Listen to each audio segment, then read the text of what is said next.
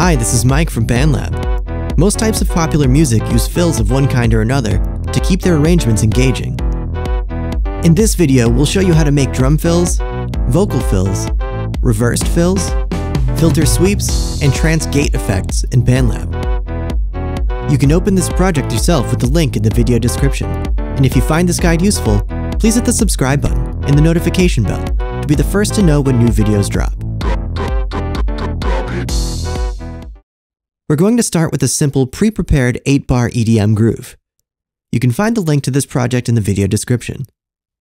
First, we're going to make a basic drum fill. For this, I want some big, beefy toms. I add a new instrument track and set it to drum kits, blues.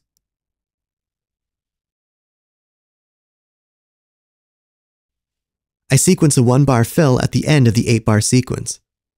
This features snares on dotted eighth notes, followed by a simple tom lick.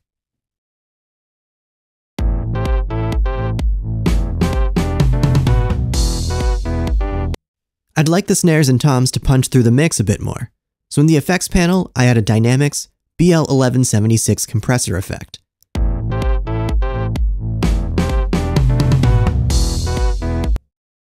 The compression makes it a touch too loud, so I turn the output down to -3 dB.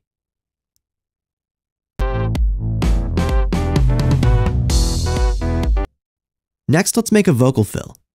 For this, I need a vocal, so I open BandLab's Sounds to find a suitable sample.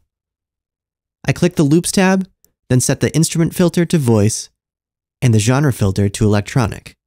I think MDD120C Vox 06 1-bar has the right feel. I'd like to play this rhythmically, so I create a new sampler track and drop the vocal onto the first sample pad.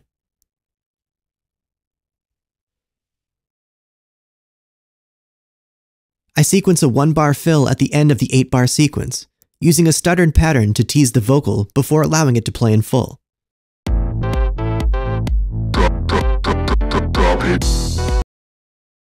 I feel like this is a little loud, so I drop the volume of the track to -6 dB.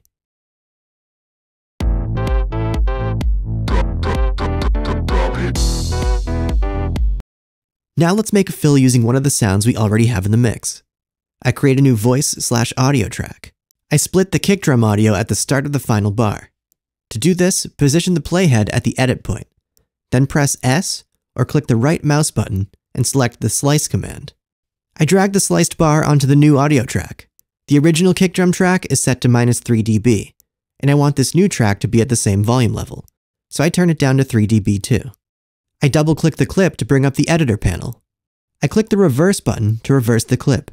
This makes it play backwards. Let's hear how that sounds.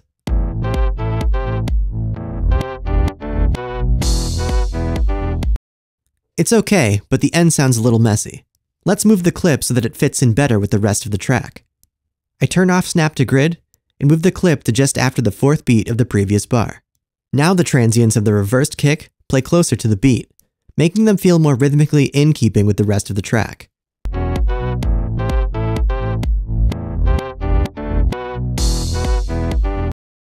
Let's use a different element to make a fill. This time I'm going to add a new track and drag over the audio from the synth lead, again slicing it and turning it down the level of the new channel.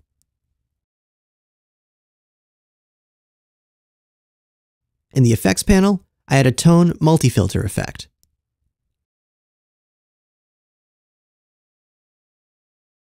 I click the Show Hide Automation button to bring up the automation lanes. On the new track, I select the multi-filter frequency lane. I double-click on the track to make new breakpoints and create a ramp that starts at just above 100 Hz, finishing at just under 5000 Hz.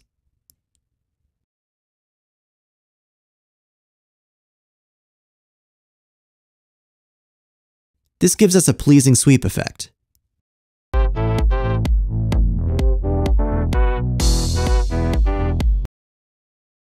To create a trance gate effect, I select the existing audio clips, then slice out eighth notes for the first 3 beats and 16ths on the final beat.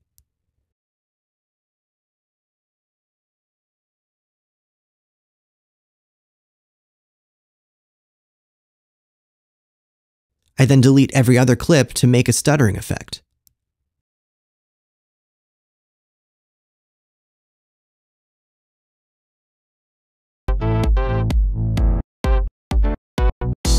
Remember, you can fork this project and make your own version of it using the link in the video description. Have fun!